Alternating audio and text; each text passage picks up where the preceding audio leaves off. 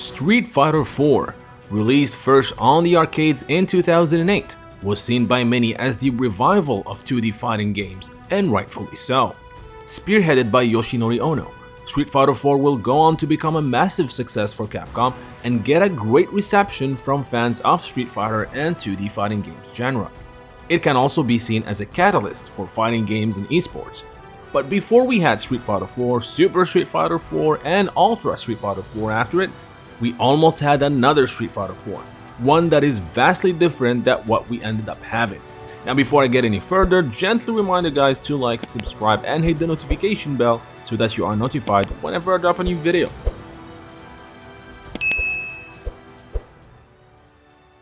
The year is 2006. It has been 7 years since the last main Street Fighter game release, which was Street Fighter III Third Strike. Fans around the world were crying for a new sequel. The franchise saw interest recently spiking up again for many different reasons. One of them was the excellent ongoing Street Fighter comics by Udon. So one particular company which worked with Capcom previously decided to make a move and propose a new sequel to the dormant Street Fighter franchise. The company in question is Backbone Entertainment, and the title of the game is Street Fighter IV Flashback. Backbone Entertainment is no stranger to video games. They have worked on 1942 Joint Strike, Wolf of the Battlefield, and were hard at work on the Super Street Fighter II Turbo HD Remix, an HD remaster of the classic title that would be released at a later date. Led by Street Fighter superfan David Sirlin, Backbone approached Capcom with a bold idea for a new Street Fighter game.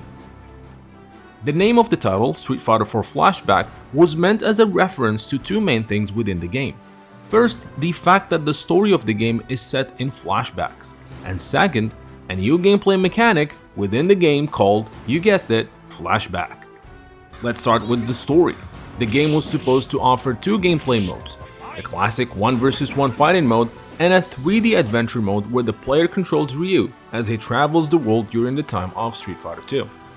The story begins with an older Ryu who now has an apprentice, and he remembers how the story of Street Fighter II unfolded. Think of the story mode as a sort of a Mortal Kombat Shaolin Monk style, or as Backbone Entertainment pitched it to Capcom, a Ninja Gaiden-like experience. The player will meet various NPC and characters from the game lore as they tour the world, and then enter the Street Fighter II tournament to stop Bison with the help of Ken, Chun-Li, and Guile. The pitch document shows a number of locales and situations and detailed stages. Let's take a look at some of them.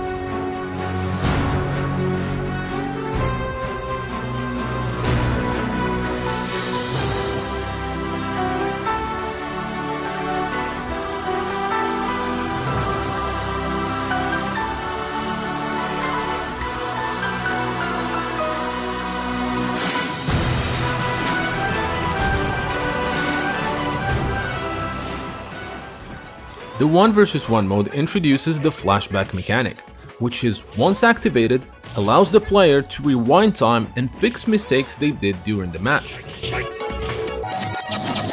Now I have to be honest, I was quite excited about the story mode portion, but I have to say the flashback mechanic sounds quite scary and not clear enough.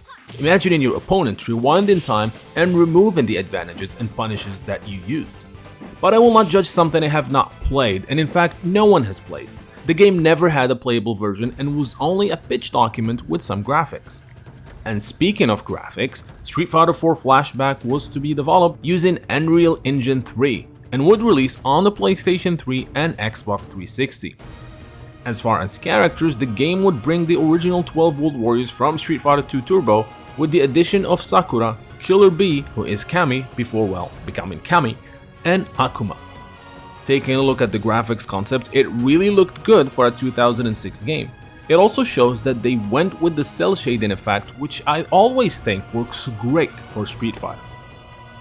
Capcom would actually turn down the pitch for unknown reasons. But luckily, this was not the end of Street Fighter, as Yoshinori Ono would pitch the Street Fighter 4 we know and love only a few months later, and the rest is history. Looking back at Street Fighter 4 Flashback and seeing where Street Fighter is now, with Street Fighter 6 releasing in a few months, one cannot help but see some of the similarities between the Street Fighter 4 Flashback story mode and the Street Fighter 6 World Tour mode, a mode where you tour the world and fight and meet various NPCs from the world of Street Fighter. So at least I am happy Capcom is bringing a full adventure mode in the upcoming Street Fighter 6. As you might probably know, I am a huge fan of the game's lore.